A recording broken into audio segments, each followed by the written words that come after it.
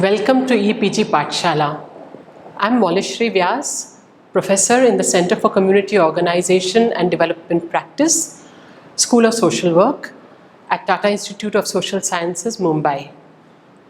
This module is about community organization for effective implementation of development programs, which is part of the course on community organization for the subject social work education. In this module, we will take certain components of community organization and discuss their impact on delivery of development programs. So we'll discuss the link of these aspects of CO with development programs. And secondly, we will also attempt to break down these elements and to study how we can work with them for effective implementation of the development programs. Organized communities tend to benefit more from the results of development programs because of collective bargaining power and the ability to employ and strategize the local capacities and their capacity for meaningful participation. Now let me talk a little bit more about what we mean by organized communities, because this is at the center of the idea of community organization for effective implementation of development programs.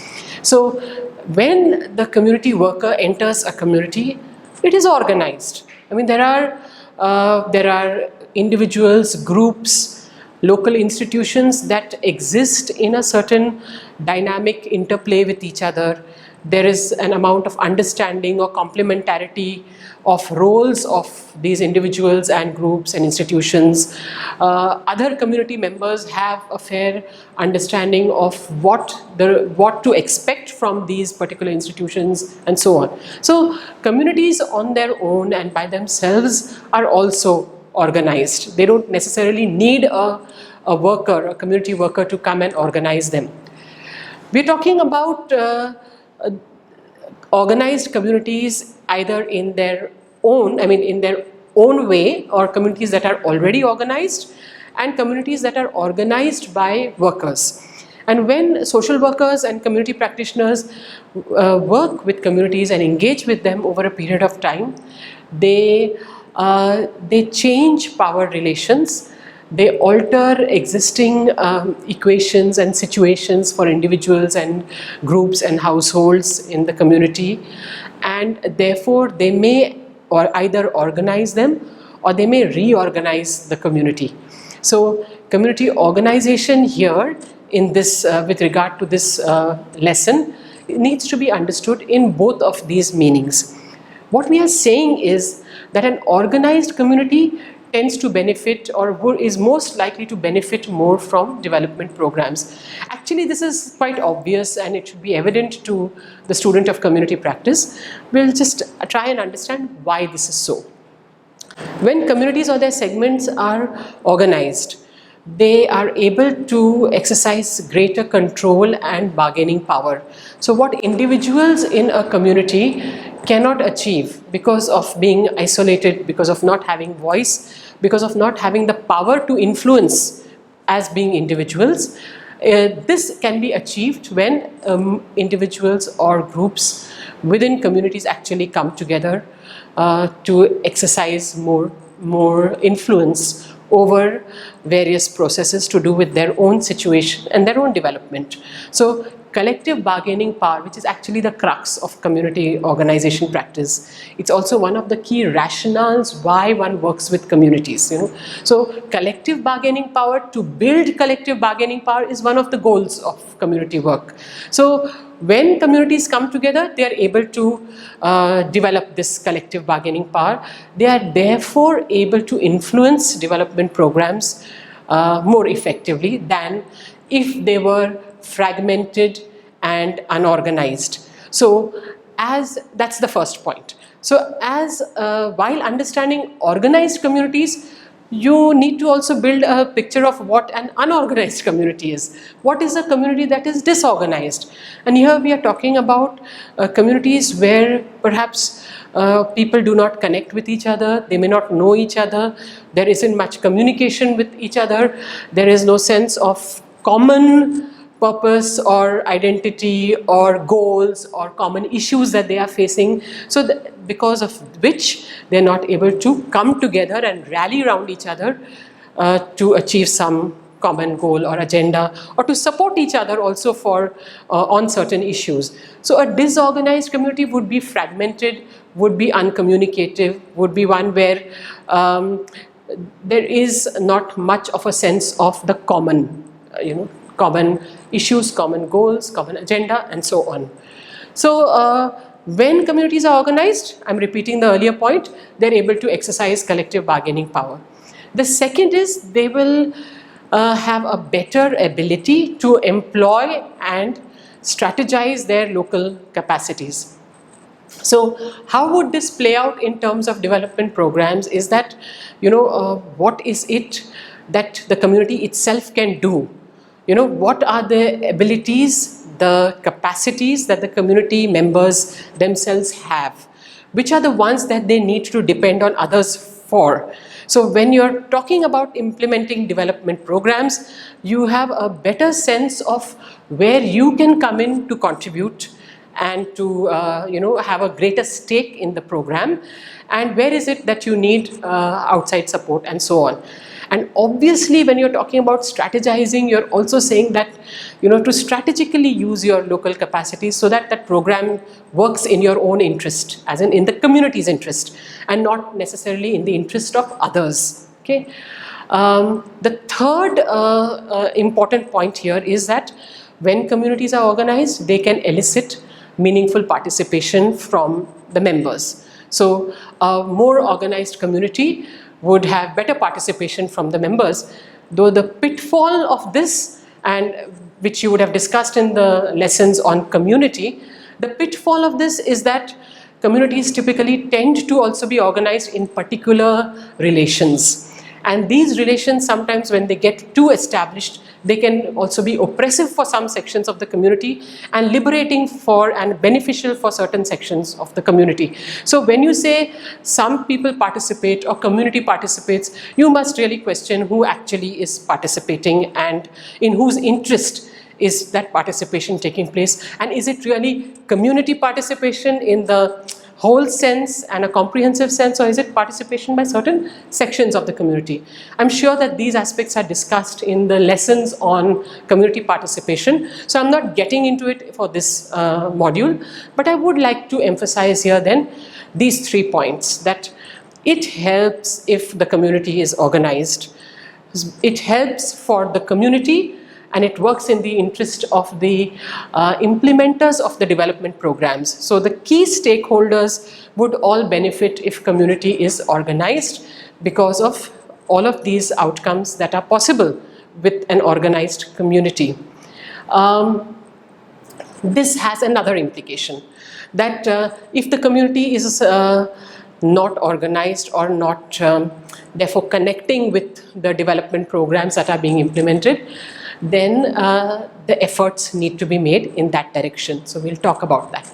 So now, while talking about the importance of organized communities, we must also realize that organized communities should not lead to becoming popular participation, as in where the participation and the kind of the solidarity of the community becomes an end in itself to secure funding from donors. So it's like the community comes together, the mechanics of organizing are all evident, but the agenda is really something to, which is not something very core to change and transformation, but it's more to secure support from funders and so on.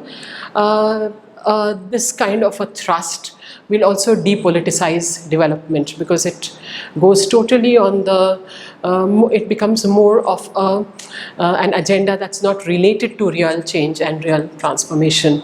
And it also vitiates the focus and the reason for community organization. So radical critics actually say that perhaps communities should reject development and aid programs completely, as it's a palliative auxiliary industry and it reduces the impact of global neoliberal capitalism. So I mean, it should be that such programs do not really bring about any substantial and significant transformation for the better in the lives of people, and that they should therefore be rejected. I mean, this is Escobar 2011 and Williams 2004. The details are in your e-text. So so there is a critique for critique about development programs and the interests, I mean, whose interests they actually work in favor of. But we will not get into that in this lesson. The focus is to actually understand that for any development program, and that is really the key idea behind this lesson, to emphasize that for any development program to succeed, the base must be of community organization. So we are essentially saying that the programs, whatever the welfare programs, so if it's for health, if it's for education, if it's for infrastructure provision, any issue, any focus that the development program has, unless it connects with the community more substantively, it is not going to succeed. And how should this connection actually take place is if we understand the nature of community organization that needs to take place in order to make the program more effective. So what I'm going to talk about very briefly here is some of the components of community organization that are critical to implementation of development programs. The first, and so some of this may be a repetition from earlier lectures, but I'll just quickly mention it here because just to reinforce and to link it up to the topic that we're discussing here. So community, the first is the idea of community. So community has different meanings in different contexts. It is understood in myriad ways, and you have had 4 lessons on the understanding of community, and you've also talked about how community is relevant for practitioners and from practitioner point of view. So it may be geographic communities, it may be non-place communities or functional communities, communities that transcend boundaries and so on. The point here to emphasize is that when working to implement any programs, we must acknowledge that communities are highly heterogeneous. Most communities that we encounter are extremely heterogeneous on various counts, and therefore while the concept of community emphasizes commonality, for the practitioner it's imperative to know that it is never going to be only about commonality, and we should seek out heterogeneity. We should understand what the differences and diversity among people are within a community context, so that we are able to work more effectively towards the agenda of effective implementation of programs. So this is the key point here, that community will not be a homogeneous group unless it's an extremely small and relatively secluded or isolated type of community. Only in certain circumstances will you find extremely homogeneous communities, but even then within those there will be differences of gender or different interests because of gender or age or other factors. So communities will be heterogeneous. The second concept linking to CO and programs is that of participation. And what I want to emphasize here really is that we know that participation is having an opportunity to directly engage or through representation to be involved in the design, implementation and monitoring of development programs. So, the key idea behind connecting people and communities with development programs is to look at how the very design, the very execution and the conducting or the implementation of the program and its final monitoring and evaluation, how all of these can have greater connect with people, can have more participation of people and therefore greater ownership from the community and people. The idea of ownership is important in community organization because it leads to more sustainable change and development. So when any effort is owned by a community, when the community sees sees the program as its own program, it's more likely to take responsibility for it and therefore be able to continue to work with it usefully and in a relevant way than if the program is seen as belonging to the government or belonging to an outside agency and having nothing much really to do with the community, and the community only being the beneficiary of the program. So participation entails also building people's critical consciousness, more thinking about their problems, their deliberations, and developing means of solving them. So it's really an integral connection between the community and the programs that needs to be fostered. The third concept that's important here is of mobilization. And mobilization, as you know, is the process of convincing and gathering people around a particular issue or sets of issues.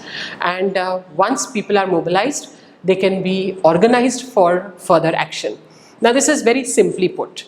And you know that if you have to mobilize people, it's not a process that can kind of take place in a linear and a very smooth way. There'll be many questions and there will be many challenges in mobilizing people, because people may get mobilized in subgroups, or they may get mobilized in the small localities where they live. But if you're talking about larger goals and larger agendas, then you also need to mobilize people across communities and sections of communities. So really talking about unifying communities and working towards maybe unified community interests rather than segmental community interests. And this is the biggest challenge of community organization. It's also a big challenge where development programs are concerned. Community organization, just to reiterate very quickly, includes efforts to engage people in building their capacities and developing local leadership, enhancing their skills, knowledge and negotiations, and building their power by organizing them. So, CO is essential for marginalized groups to address historical injustices, challenging the structural inequalities, negotiating with the state and development apparatus, and raising demand for corrective intervention through collective bargaining. Now, development programs do not necessarily do all of this. So this is CO is much broader than what development programs can actually aim at or can achieve.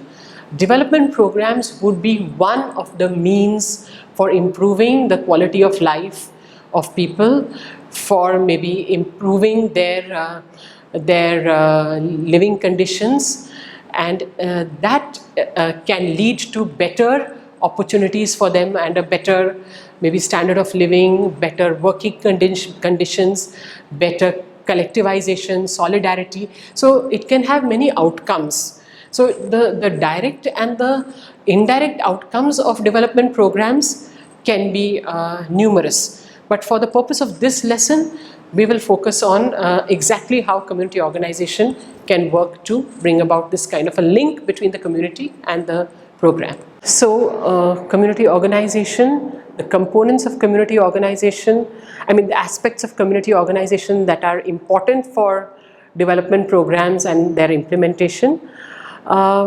These are some of the points that we are talking about in this lesson. The work of different scholars is bound to influence a discussion such as this. And especially when you're talking about participation and ownership of the community and better communication with the community, it's impossible to not talk about scholars and activists such as Paulo Freire and the Brazilian educator who developed a deliberative process of conscientization and a pedagogy for the oppressed but his key idea of dialogic communication and dialogic education is so important and so potent in all of community practice that as students of community work, we need to keep reminding ourselves that, you know, in the larger development context, in the whole dynamics of donors, the community, the different kinds of organizations we work with, sometimes we also may become quite distant from the communities that we work with as community organizers. And so his work emphasizes the fact that closeness to community and to community interests, perhaps even at the cost of one's own perspective, one's own priorities and those of one's agency and so on, one's organization, is still central to the way one works with people and direct work with people. So it would be important to, when thinking about the design of development programs, the way to communicate with people about development programs, and in implementation of the programs, where is it that people actually feature in the process. So you know, now community participation is actually a challenge to institutionalized discrimination, to corruption, to nepotism, all of which may affect the implementation of development programs. And so typically traditionally experiences of communities have been, that there is no information about programs, about development programs that are designed or intended for the marginalized communities. Very often information does not flow to people. Very often the entire benefits of the programs do not reach them. What reaches them is actually only a part of the benefits or the part of the service that is intended for them. And the misappropriation of resources and of entire program segments also leads to a certain amount of disillusionment among communities about the programs, their efficacy, and what is really the agenda behind such programs. But I would like to emphasize here that actually very often you find that it is because community organization is not emphasized sufficiently that you find that things go awry with development programs, and perhaps strengthening communities, strengthening the participation of communities, and strengthening the stake of communities in development programs is one sound way of making sure that the programs reach the people for whom they are intended. The other aspect to this question of programs and implementation of programs is also, who are the agents in the entire canvas of development program implementation. And you find that NGOs are active in some instance. It is, it's government departments, it's NGOs who are more active in the design and the implementation of programs. But there is also a critique of certain kinds of organizations and departments that actually they reinforce particular interests, and they don't really break the status quo in the way they are designed. Okay? And so there are difficulties with program design, and of course there are difficulties with the implementation of the programs, because processes and systems for accessing these programs are extremely complicated. So for accessing a particular program, various types of certificates or proofs may be required by the individuals or community members. But to obtain those proofs, the kind of running around and the type of legwork that needs to be done is something that may cost a poor individual wages of several days and maybe several weeks. So the actual financial cost of accessing that program is often quite high, because of which people may require mediation from other agencies, from NGOs and others, to actually facilitate the access to these programs. So one of the ways in which we can work to strengthen development programs and their implementation is to actually facilitate better information, education and communication with communities concerned. So people must have access to information about the program.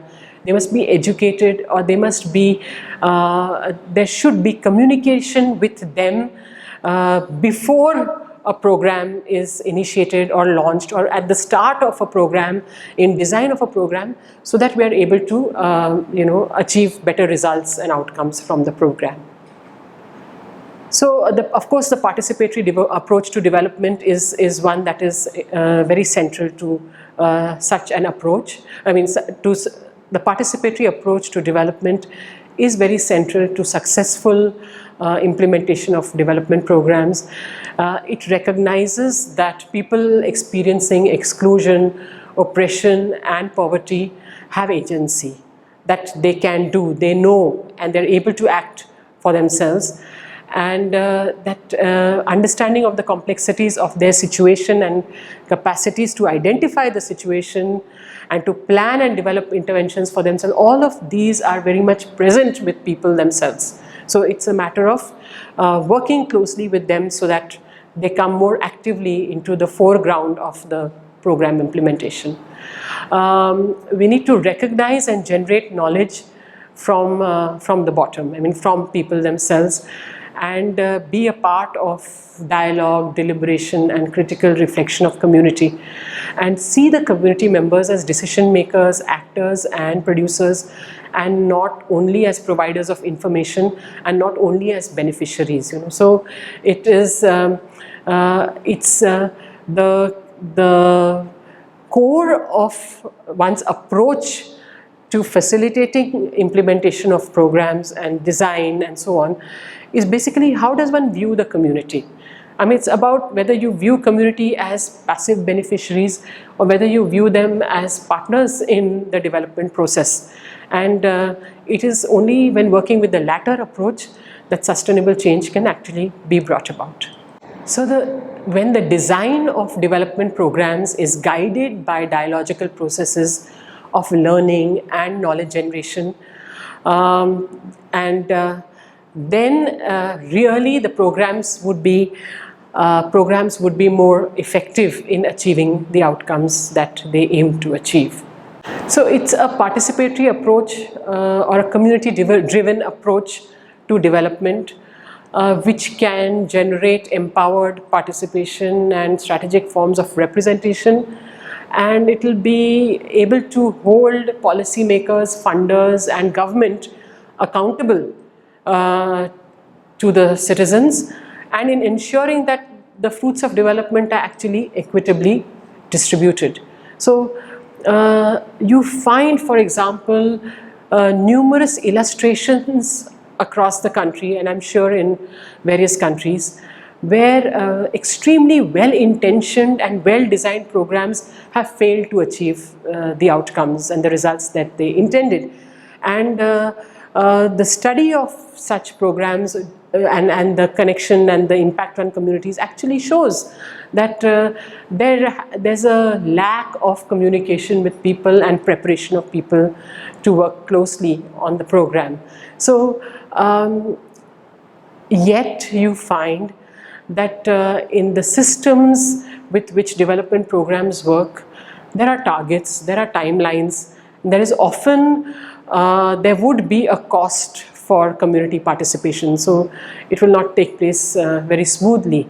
So it's important to think about this at the very planning stage itself, so that community participation is not seen as a cost, but rather it's an integral part of the program and its entire design and implementation and monitoring and evaluation, and that people themselves are able to take responsibility for the work that is being undertaken with them and for them. Thank you.